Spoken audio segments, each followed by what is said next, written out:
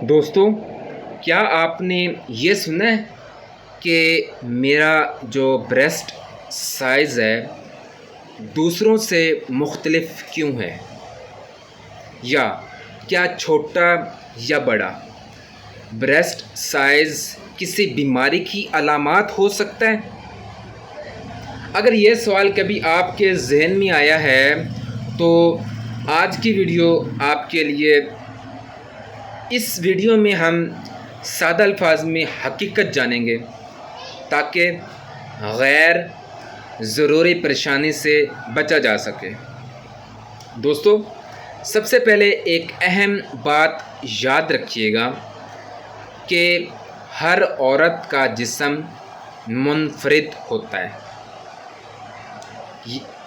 کسی کا قد لمبا ہوتا ہے، کسی کا چھوٹا ہوتا ہے، کسی کا وزن زیادہ ہوتا ہے اور کسی کا کم ہوتا ہے۔ اسی طرح بریسٹ کا سائز بھی ہر خاتون میں مختلف ہو سکتا ہے اور اکثر یہ ایک قدرتی فرق ہوتا ہے۔ اس کے علاوہ بریسٹ کا جو سائز کچھ فیمیلز میں جو بریسٹ کا سائز ہوتا ہے چھوٹا ہوتا ہے اور کچھ میں بڑا ہوتا ہے۔ بریسٹ کے سائز پر کئی چیزیں اثر ڈالتی ہیں۔ ان میں سب سے اہم خاندانی خصوصیات ہیں۔ اگر خاندان میں خواتین کا سائز ایک خاص انداز کا ہو تو یہ بات اگلی نسل میں بھی دیکھی جا سکتی ہے۔ ٹھیک ہے، اگلی نسل میں بھی دیکھی جا سکتی ہے۔ دوسری وجہ جسم میں ہارمونز کی قدرتی تبدیلیاں شادی کے بعد، حمل کے دوران اور دودھ پلانے کے وقت جسم میں تبدیلیاں آتی ہیں۔ جسم میں کیا ہوتا ہے؟ تبدیلیاں آتی ہیں، طرح طرح کی تبدیلیاں آتی ہیں جن کی وجہ سے بریسٹ کے سائز میں بھی فرق آ جاتا ہے، بھاری پن ہو جاتا ہے،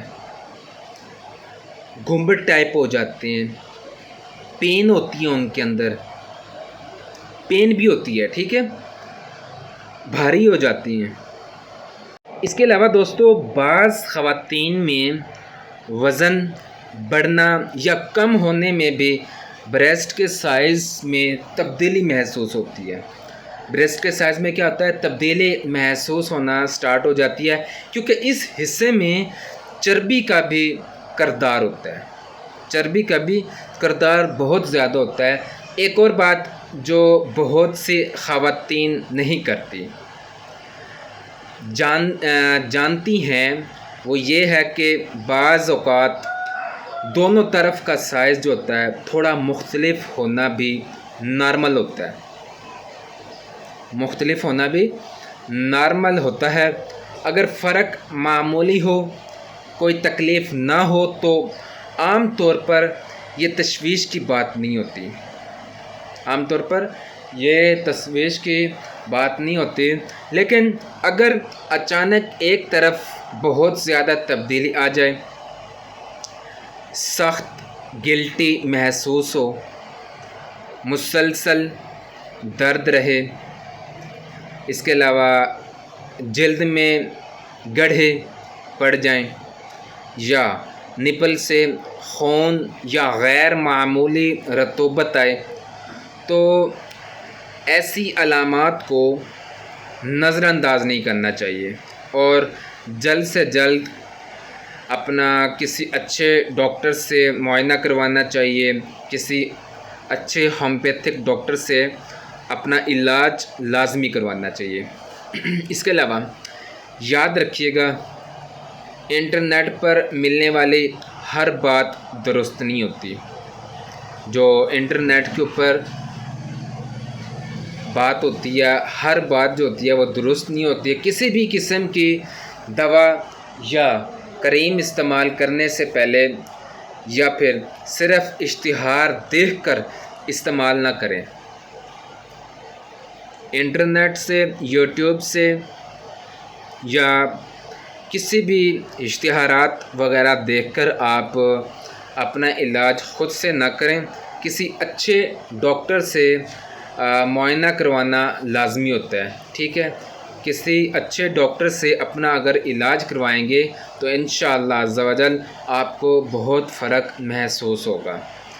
تو کیونکہ ہر جسم مختلف ہوتا ہے اور ہر شخص کے لیے ایک ہی علاج مناسب نہیں ہوتا، ایک ہی علاج مناسب نہیں ہوتا۔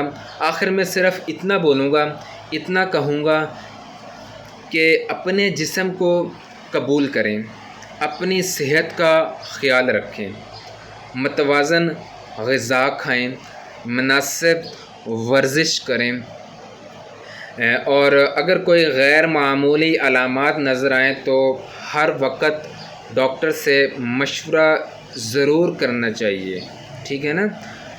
اپنا کسی اچھے ڈاکٹر سے مشورہ لازمی کرنا چاہیے، ایسے ہی خود سے علاج نہ کریں۔